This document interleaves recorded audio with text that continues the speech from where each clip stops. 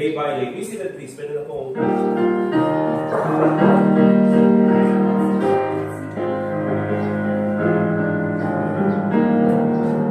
Alright, all together on the first stanza. Day by day, and with each passing moment, strength I find to meet my trials here. Trusting in my Father's wise bestowment, I will cause for worry or for fear. He whose heart is kind beyond all measure, gives unto each day what he expects. Lovingly, it's part of pain and pleasure, mingling toil with peace and rest. Every day the Lord himself is near us, with a special mercy for each heart. All my cares he will bear and cheer me. He whose name is Counselor and Heart. The protection of his child and treasure is a charge that on himself he laid. As thy days, thy strength shall be in measure. This the pledge to me he made. Help me then in every tribulation, so to trust thy promises so long, that I lose not faith with consolation, offered me within thy holy word. Help me, Lord, when torn and troubled needing, care to take us from a father's hand. One by one, the days, the moments fleeting, till I reach the promised land. Alright, let's get our Bibles, please. Diretso tayo sa lesson natin this morning. And let's open our Bibles sa Romans chapter 5.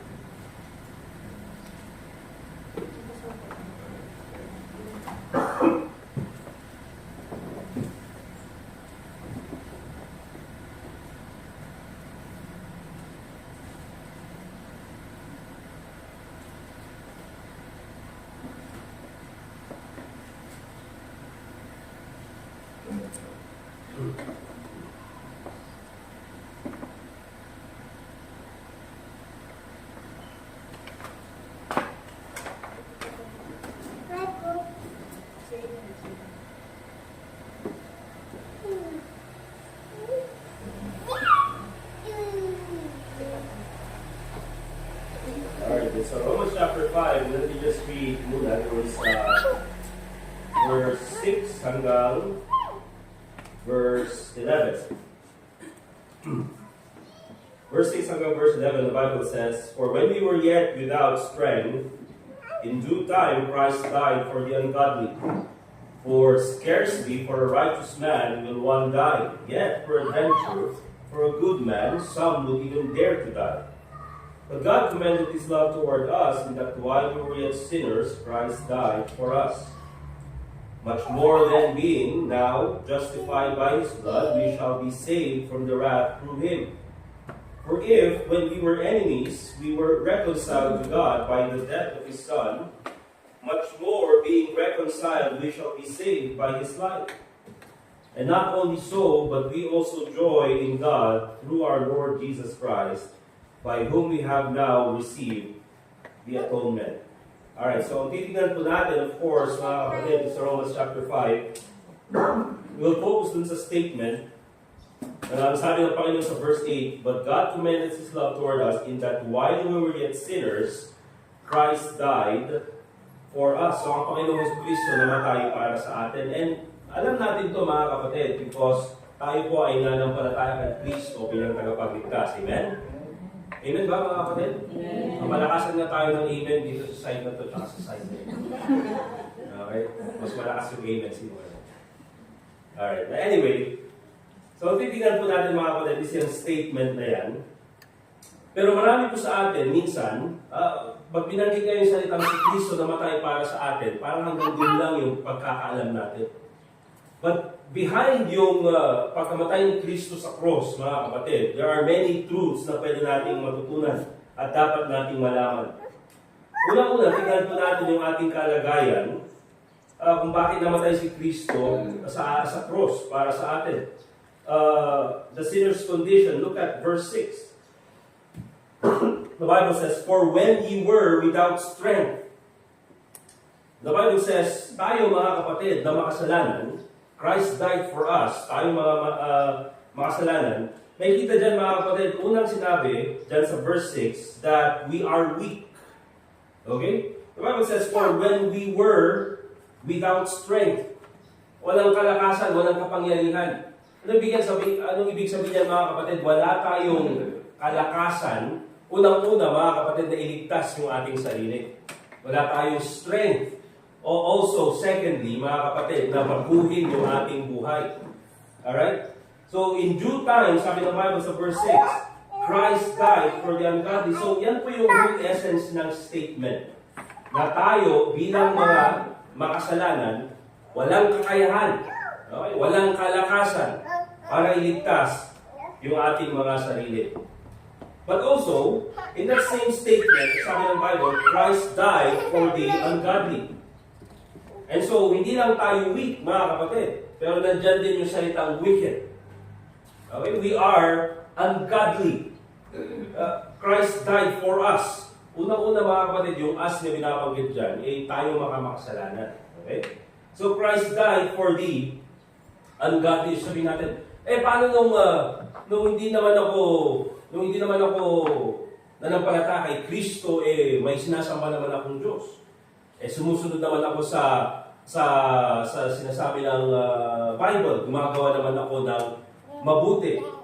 Well, that's good mga kapatid, but here's the thing. Everything that is contradictory to God is ungodliness. Okay?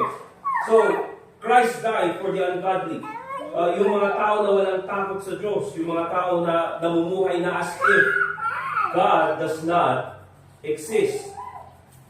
And hindi lang yan mga kapatid, if we continue naman doon sa verse 8, dyan na makikita natin, or sorry, doon sa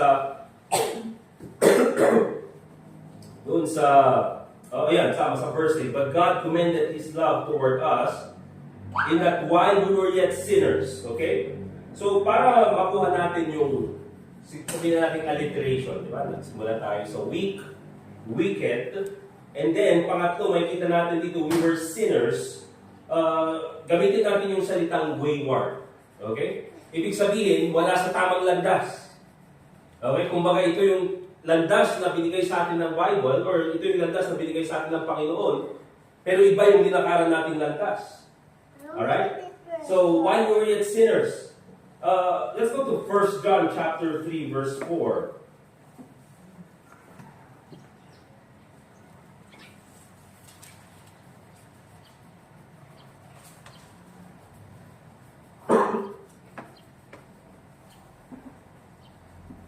First John chapter 3 verse 4, dito mga kapatid, may kita natin yung salitang sin and transgression. So, kumbaga sa Bible mga kapatid, yung mga salitang yan, sin, transgression, trespass, minsan, pinag-interchangeable sila.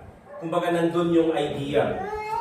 Sabi ng Bible in 1 John chapter 3 verse 4, "Whosoever committed sin, transgresseth also the law." Bakit? For sin is the transgression of the law. Kumbaga mga kapatid, pag sinabi natin transgress, parang lumampas ka. Naalala niyo mga kapatid, nung kabataan natin, yung nagkukulay tayo, yung bibigay ng activity, probably sa church or doon sa school, di ba? And then may bibigay silang mga picture na black and white, and then kailangan mong gawin is kulayan. Naalala ko, nung bata kami, every time na lumampas yung kulay or yung color doon sa outline na black, palaging may demerit or may minus points doon sa arts and craft na subject namin. Kumbaga ganun mga kapatid, yung ibig sabihin ng sin. Naglaan ng Panginoon ang boundary sa atin na hindi dapat natin lampasan. Pero dahil sa tayo ay wayward, tayo ay makasalanan, anong ginawa natin? Deliberately, lumampas tayo doon sa boundary na yun. And so, nandyan din mga kapatid yung idea ng trespassing. Diba? For example, my property. Meron kang property. Right? And nakalagay doon, of course, no trespassing. Now, for whatever reason, napapasok ang isang tao doon sa property na yon, ang tawag doon is trespassing. Okay? Because, nakalagay nga doon na hindi ka pwedeng lumampas doon sa linya na yun or doon sa boundary na yun. So, yun po yung ibig sabihin ng sin. Whosoever committed sin transgresseth also the law. Kaya pare-parehas po yan. Law, transgression, iniquity, even po yung salitang trespass. Okay? Kaya ang sabi ng Bible kanina, Romans 3:4, sa Romans chapter 3 verse 20, for all have sinned and come short of the glory of God. And then, if we continue, dun sa Romans chapter 5 verse 10, may kita natin, isa pa rin sa ating, I would say, parang definition bilang isang makasalanan. Not only are we wicked, weak, wayward, but also nandyan din, for if when we were enemies, we were reconciled to God by the death of His Son. When we were enemies, ibig sabihin yan mga kapatid, we were at war with God. We were warlike. Okay? Kumbaga ay parang, dahil tayo ay, by the way mga kapatid, hindi tayo inaway ng Panginoon, tayo ang umaway sa Panginoon. Remember that? Dahil sa kasalanan natin. Alright? We were opposed to God. Kaya po makikita natin dyan mga kapatid, going back doon sa John chapter 14 verse 6. Alam natin yung verse, I am the way, the truth, and the life. No man cometh unto the Father but by me. And sabi ng Bible, we were enemies with God. Okay? We were reconciled to God by the death of His Son. Makita po natin dyan mga kapatid na yung daan para tayo magkaroon ng reconciliation is none other than the Lord Jesus Christ. Alright? So, if you take a look at all those things, isang creature na ginawa ng Panginoon, na ginawa ng perfect, but later on dahil sa kasalanan, siya ay nagkaroon ng, weakness.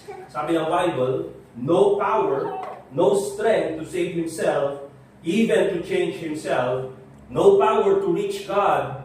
And then later on, he was wicked, ungodly. Lahat na ng kanyang ginawa is against sa kagustuhan ng Panginoon. He is wayward, he is sinner, and he is warlike. So, that creature, mga kapatid, kung titignan mo, at ikaw ang Diyos, would you save that creature? Okay? Ililigtas mo ba ang isang nilalang? Na for example, ikaw ang naglalang doon sa creature na yan, and then instead na sumunod sa kalooban mo, instead na i-worship ka, instead na i-respeto ka, instead na mahalin ka, puro kabaliktaran yung ginawa. Diba? Instead na kaibiganin ka, inaway ka. Instead na maging malapit sa'yo, lumayo sa'yo. Instead na sumunod sa'yo, diba? Anong ginawa? Parang lahat ay kabaliktaran. Yun yung point, mga kapatid. And so, magtatanong ka, parang may echo ba? Bakit pa tayo kailangan iligtas ng Panginoon? And so, dyan po pumapasok mga kapatid yung doon sa Romans chapter 5 verse 8, but God commended His love. Alright? And so, dyan natin makikita mga kapatid, the Savior's compassion. That despite all of those things na dinescribe about sa atin, makikita natin mga kapatid na yung pag-ibig ng Diyos, His compassion is superior sa kung ano man tayo. Okay? The superiority of His compassion. Look at Romans chapter 5 verse 6 and 7. Balikan po natin. Romans chapter 5, verse 6 and 7.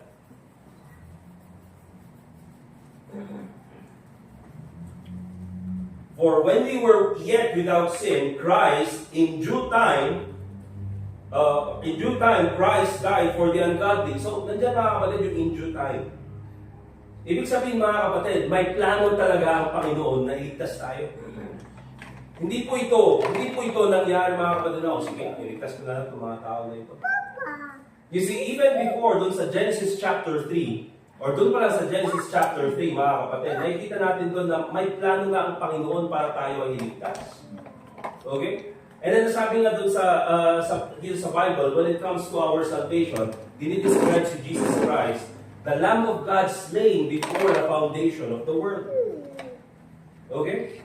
So hindi po ito mga kapatid parang aksidente na naisip ng Panginoon na, sige, iligtas ko na lang ito. Padala ko si Jesus Christ na siya ang mamatay sa cross para sa mga rebelde ito. In due time, mga kapatid, there was already a planned time. Meron nang nakaset na time sa pagdating ng ating Panginoong Jesucristo. This was intended by God. This was planned by God and executed by the Lord Jesus Christ. Ang sabi ng Bible, Christ died for the ungodly. Now here's the thing mga kapatid, marami pong mga tao ay very compassionate. Meron silang awa, meron silang habag. Lahat naman tayo mga kapatid, di ba? Pag meron tayong nakikitang nahihirapan na tao, kamag-anak, kapatid, meron tayong puso para tumulong because we have compassion. Alright? May mga tao na walang compassion. Also, there are people na may compassion. Alright? But here's the thing mga kapatid, minsan yung compassion natin, ito sabihin natin, yung compassion natin may measure or in some way sabihin natin merong limit. Ang sabi dito sa verse 7, for scarcely for a righteous man will one die. Ang sabi ng Bible, merong kakaunti na kakaunting sa population ng mundo. Merong mga tao dyan who are willing to die for a righteous man. Di ba? May mga tao na willing ibigay yung kanilang buhay para sa isang tao na mabait, righteous, gumagawa ng tama. Okay? Marami tayong napapakinggan ngayon. For example, yung 500 na lang para alam mo. Sabi nila nakalagay sa 500, the Filipino is worth dying for. Alright? Kaya maraming mga ngayon, lumalabas sa news na kaya namin, gusto namin ilabas lahat ng mga katiwalian sa gobyerno kahit na ito ay maging rason ng aming, pwede namin pagkamatay. Willing kaming ibigay yung buhay namin ang mamatay ng dahil sa iyo. Diba? May mga tao mga kapatid na may ganyang puso. And I believe that, meron silang compassion. They are willing to do that for a reason. It's because of compassion. Diba? Gusto nila na sasabihin nila, gusto namin na magkaroon ng magandang future itong bansa natin. But still, mga kapatid, it is limited. Alright? Kasi ang sabi ng Bible, may mga tao who are willing to die for a righteous person. And then, sabi ng Bible, yet peradventure, sometimes, for a good man, some would even dare to die. Okay? Kasi, para sa isang mabuting tao, pwede niyang ibigay yung kanyang buhay. Like, for example, sa atin mga kapatid, marami siguro sa atin, we are willing to die for our own family. Okay? Pagka pamilya pinag-usapan, sige, of course, pag ako yung ama, I'm willing to die for my wife. I'm willing to die para sa aking mga anak. Okay? Bakit? Because pamilya mo eh. Or you are willing to die for your brother, you are willing to die for your parents. Okay? Pero mga kapatid, dito pinapakita na sa atin ng Bible na sa ilang tao lang yan.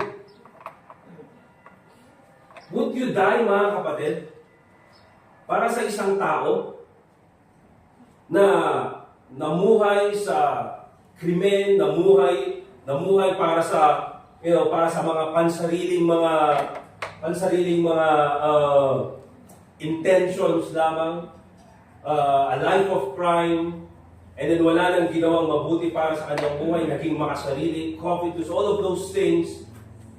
Would you be willing to die for that person na hindi mo rin lang kakilala? Nasabihin sa'yo, ikaw, gusto bang, meron kaming candidate dito, nakapila siya for death row. Pero kung gusto mo kunin yung kanyang, kunin yung kanyang pwesto, we're willing to palayain siya tapos ikaw na lang yung mamatay. O siya, nabuhay ng, titinan, sino ba yung tao na yan? Hindi mo makilala to. Pwede bang makita yung record niya? Nakita mo yung record niya na yan. Namuha ng krimen, korupsyon, lahat na, mga kapatid. Andun. Tapos hindi mo pa kakilala. Alright? And then titingnan mo, ako may pamilya ako, may career ako, may church akong pinupuntahan. Marami pa akong mga plano sa buhay. Ito, sabi niya, pag lumabas siya, magnanakaw ulit siya. Pag lumabas siya, magpapatay ulit siya. Okay? Are you willing to die for that person? Diyan pumapasok mga kapatid. Na talagang may limit and may measure yung ating compassion. Alright?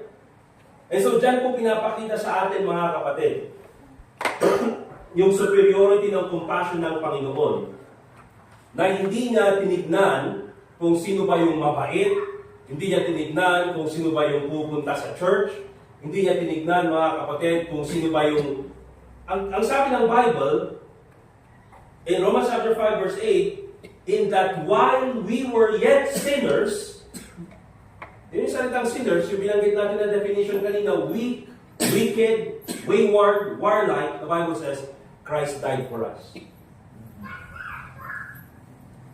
And so, dyan lang mga kapatid, magkakaroon ng kaligtasan dahil may pag-ibig ang Diyos sa atin. And so, palagi natin sinasabi mga kapatid, Christ died for us. Si Kristo namatay sa cross para sa atin. Si Kristo binigay yung kanyang buhay para sa atin. And we praise God for that. Tuwang-tuwa tayo dyan. Tayo ngayon ay may tahanan sa langit dahil tayo ay nanampalataya kay Kristo. Praise God for that. But behind that, mga kapatid, kung pag-aaralan natin yung pag-ibig ng Diyos, napakalawak. Diba? Pero hindi lang yan. The Bible says, the statement of His compassion. Okay? We were yet sinners. In that while we were yet sinners. Napakaganda mga kapatid. You know, because God did not love us nung tayo na nampalataya kay Kristo. Hindi tayo minahal ng Diyos nung tayo na ay nagpa-baptize. Hindi tayo minahal ng Diyos nung sinabi natin na, I will do my best to attend church. I will do my best to read my Bible. I will do my best to pray. Hindi tayo minahal ng Diyos nung mga panahon ngayon mga kapatid. Noong makasalanan pa tayo, minahal na tayo ng Diyos. Alright? And so yan po yung superiority of God's compassion. Even though ganun yung ating condition bilang mga makasalanan, still Christ died for us. Why? Because of His compassion, because of His love. And so let's continue dun sa verse 9 hanggang verse 11. Makikita natin yung conversion ng isang makasalanan. The Bible says in verse 9, much more than, ano yung sabi ng much more? Diba, hindi lang, kumbaga ang dami ng offer, okay na sana yung binigay na kaligtasan sa atin ng Panginoon, pero wait, there's more. Diba? Much more than, being now justified by His blood. Again, pag sinabi natin justified, balikan natin dun sa verse 1. The Bible says, therefore, being justified by faith, we have peace with God through our Lord Jesus Christ. Doon sa Romans chapter 3 and Romans chapter 4, pinapakita dyan mga kapatid, yung isang kalagayan natin na tayo nga ay makasalanan. Romans 3:10, di ba? There's written, there is none righteous, no, not one. Verse 23, for all have sinned and come short of the glory of God. And so, as sabi diyan, therefore, being justified by faith, Dahil tayo ay nanampalataya kay Kristo, the Bible says we are justified. We are declared na walang kasalanan. Napakagandang example. Siguro na gusto kong ipakita sa inyo.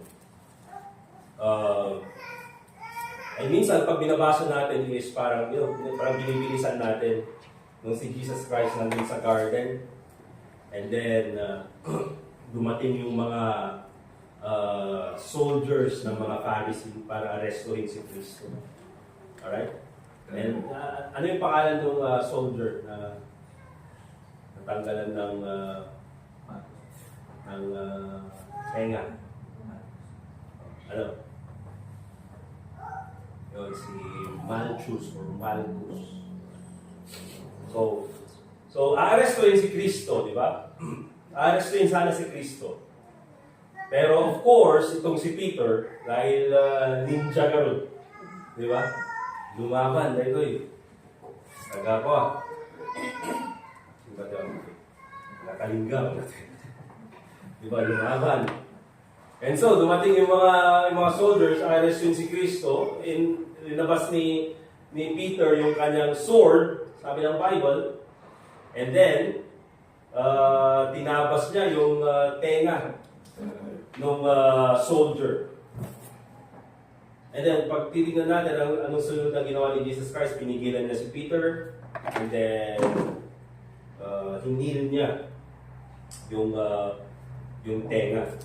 Okay? Ginawa niya yung tenga, then kinabit niya. Parang emergency surgery. And so, pag babasahin mo yun mga kapatid, parang napakabilis. Babasahin mo yung mabilis, and then pupunta kang sa nangyari. Dinala si Kristo, tumakbo yung mga disciples, dinala sa halls of judgment. Pero going back doon sa miracle na yun mga kapatid, I believe that is an example of justification. You know why mga kapatid? Kasi yung ginawa ni Peter, that is a crime against the law. Diba? Sir, police kayo, diba? For example, sir, yung first name yung Ray, Pastor. Ni Sir Ray. Diba? Anak ni Rigor. Ni Sir Ray. Dahil di kriminal, sir, na kapag yung arreston, tapos linmaban, naglaban. Linmaban din niya yun, sir. Inya iti, or dinanong ka. Inya iti kaso na din. Direct assault, Pastor. Direct assault, tapos to person in authority pa. Person in uniform. And of course, mga kapatid, ito, kasi ang nire-represent ng, for example, sila police, is yung law. Okay? Itong mga soldiers, mga kapatid, what they represent is also the law, and of course, yung mga high priest na nag-utos sa kanila. So, yung ginawa ni Peter, mga kapatid, that is a direct crime against the law. That is a direct crime against the Pharisees. Kaya matindi mga kapatid, mabigat yung magiging kaso ni Peter. Diba? Pag siya ay hinuli. Pero anong ginawa ni Jesus Christ mga kapatid? Kinuha yung tenga and then binalik. Here's the thing mga kapatid. Kahit na sabihin ni Malchus na ito ni Peter na ito yung kadwa ni Jesus Christ, kaya wala nang papansin niyo mga kapatid. Kahit si Peter pumunta pa rin doon sa halls of judgment sumunod. You know why mga kapatid? Kahit na magreklamo si Malchus, kaya baga na, ito yung kadwa ni Jesus Christ na ito yung tinagbatak na ikatilapayan ko. Tapos sasabihin nung investigator, o sige, imbestigahan tayo man, kunang nga na ikatilapayan mo. At ang tamad, nakakabit mo. Inkabit kami ni Jesus Christ. At ang tamad, nakakabit. Ano ibig sabihin ng mga kapatid? There is no evidence. Walang ebidensya mga kapatid. And so yan po isa sa magpapakita sa atin mga kapatid ng justification. Na kahit na maraming mag-a-accuse, nandyan si Satan, accuser of the brethren, Pasko, hindi nakarabid na data. Or maraming magsasabi sa ato, ganito ang trabaho niyan, ganito ang ginagawa ng tao na yan. But because we have trusted in the Lord Jesus Christ, and our sins are washed away by His blood, anong sabi ng Bible? We are declared righteous. There is no evidence. Okay? Kaya napakaganda ng miracle na ginawa na yun ni Jesus Christ. Okay? So, sabi ng Bible in Romans chapter 5 verse 9, much more than being now justified by His blood, we shall be saved from wrath through Him. We are declared righteous, mga kapatid, because of the Lord Jesus Christ. At hindi lang yan. Bible says again in verse 9, not only our position that we are declared righteous, we are justified. The Bible says, our protection, we shall be saved from wrath through Him. Hindi na tayo po. Yung wrath ngayon, mga kapatid, kung titignan po talaga natin yung salita ng Diyos, okay? Makikita po natin na ang wrath talaga is none other than hell. Dahil dyan po, mga kapatid, talagang ibinuhos ng Panginoon ang kanyang puot at galit sa kasalanan. And so, ang sabi ng Bible is that yung hell is prepared for the devil and his angels. Okay? So, dyan pupunta si Satanas at lahat ng kanyang kampon at lahat ng mga false preachers at lahat ng mga tao na against sa ating Panginoon sa Kristo. But if you have trusted in the Lord Jesus Christ, you are saved from wrath through Him. Okay? Saved from wrath. Ibig sabihin, ligtas ka na at hindi ka na ipupunta doon. And so, because of that, mga kapatid, we have peace. Meron tayong kapayapaan.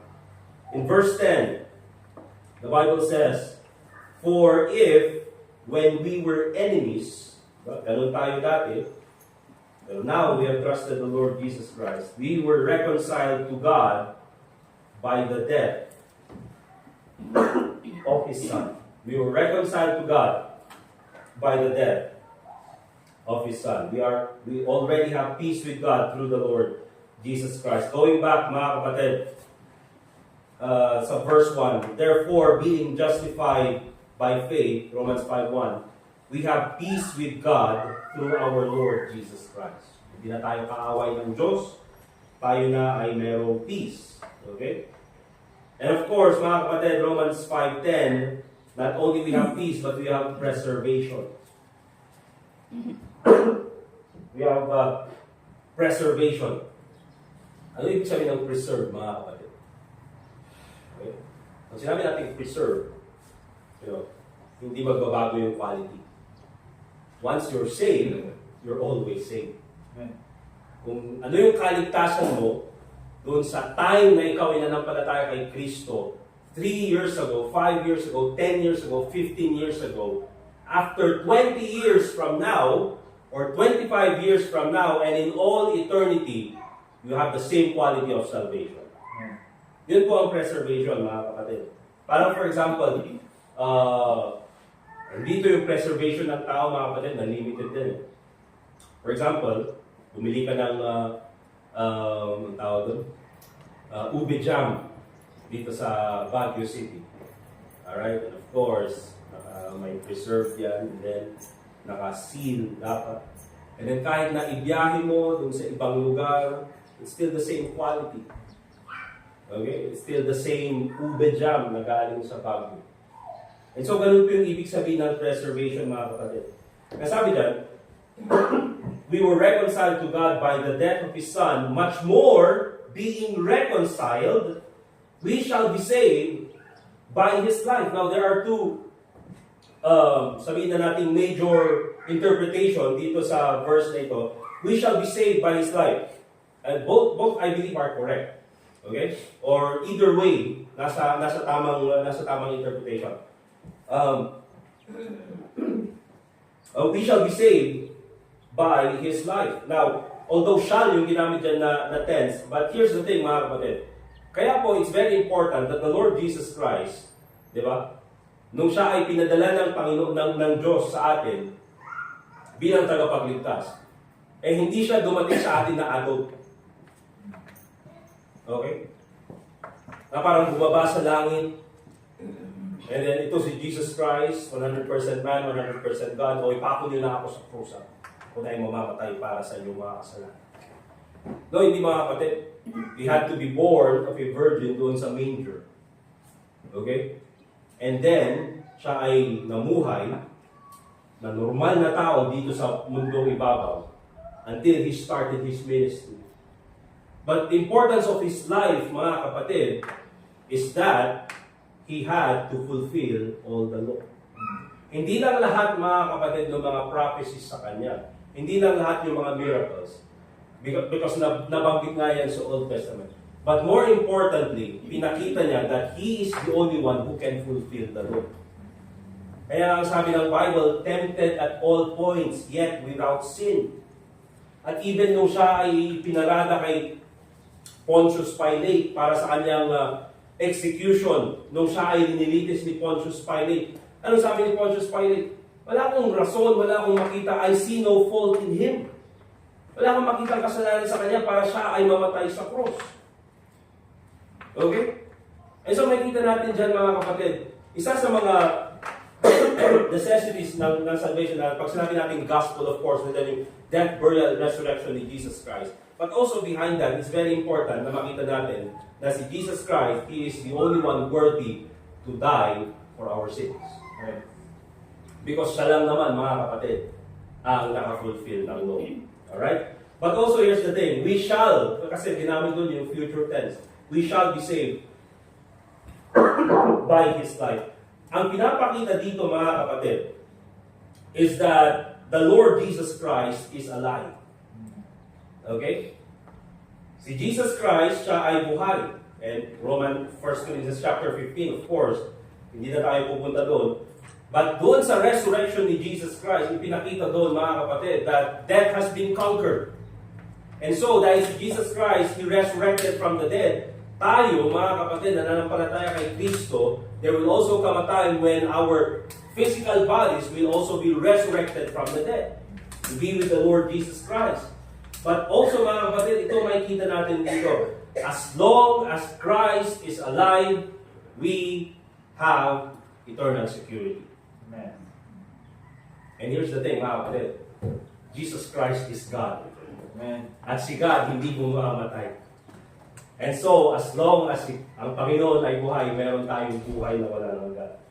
Hindi pwede, mga kapatid, na kung yung nagbigay ng buhay na walang hanggan ay walang buhay na walang hanggan. I mean, di ba? And of course, going to Romans chapter 5 verse 11, our praise. And not only so, but we also joy in God through our Lord Jesus Christ. And so, mga kapatid, dahil sa ating kaligtasan, wala tayong ibang i-glorify kundi ang Panginoon. That's why, from the time that we have trusted the Lord Jesus Christ, and if we siguro nung bagong ligtas tayo, hindi natin nakita, or hindi pa natin nakikita. But now, siguro na sabihin na natin medyo mas mature tayo sa pananampalataya, we can look back at sasabihin natin na yung turning point ng buhay ko was the day when I got saved. Amen. Bakit? Because that was the time, mga kapatid, the Holy Spirit indwelt you. That was the time, mga kapatid, that the Holy Spirit led you to a church. That was the time that the Holy Spirit, mga kapatid, ay pinakita sa inyo ang tamang katuruan. That was the time, mga kapatid, when you started to understand the Bible, the Scriptures. That was the time, mga kapatid, literally your life was changed the day you were saved. Amen. And so lahat ng meron sa atin from the day we were saved and even before, mga kapatid, all of these things is because of the grace of God. And so wala tayong ibang i-glorify kundi ang Panginoon. Wala tayong itira sa sarili natin na ito nagawa ko dahil sa akin o ito nagawa ko dahil sa akin. Even nga, mga kapatid, yung time na naligtas tayo. Diba? Hindi natin alam yung circumstances na nangyari, na tayo nakapakinig ng gospel, may kumatok sa bahay natin, or bigla tayo nag-attend ng church, at may nag-invite sa atin at tayo nakapakinig ng gospel.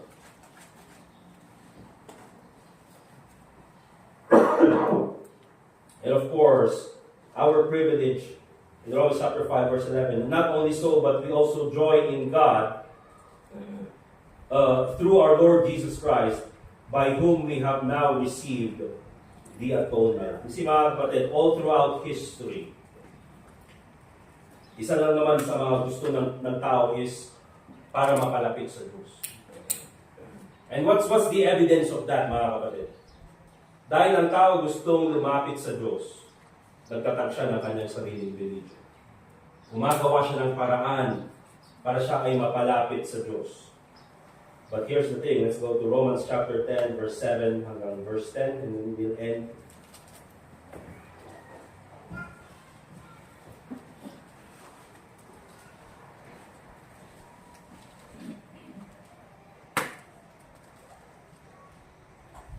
Romans chapter 10, verse 7 to 10. Then said I, if you go back to verse 1 or verse 2, I think, nakalagay dyan, di ba? For the bloods of bulls and goats can never take away sin. Tama? I think verse 2. Verse 2.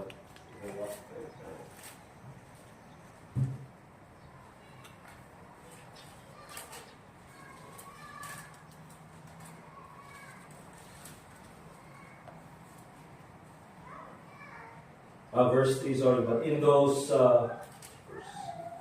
for verse 4, for it is not possible that the blood of bulls and goats should take away sins.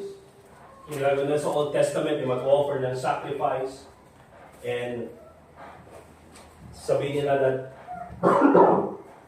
ito yung paraan ng kaligtasan namin. Kaya, always remember this, mga kapatid. May mga Baptist sa panahon natin, na sabihin nila, ang paraan ng kaligtasan ng Old Testament is through sacrifice. Is through following the law. Is through works. Di ba?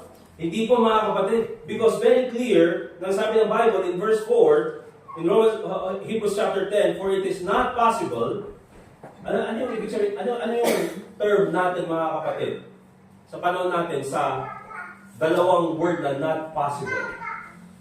Ano yung term na ginagamit natin? Impossible. Yan.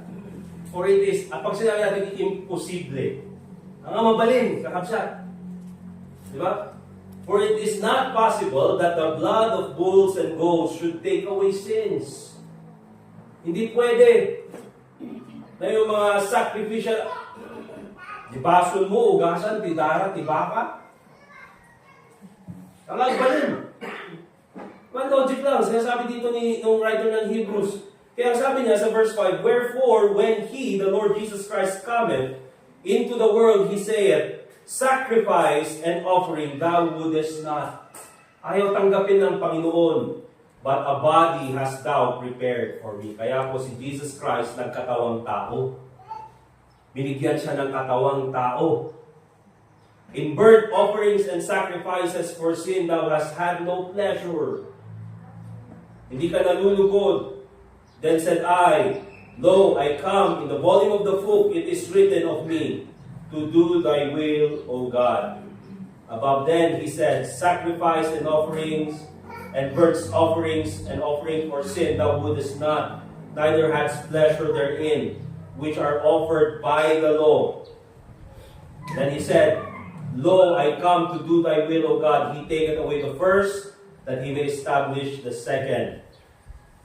Old Testament, New Testament, by the which will we are sanctified. Isang term ng salvation natin, mga kapatid.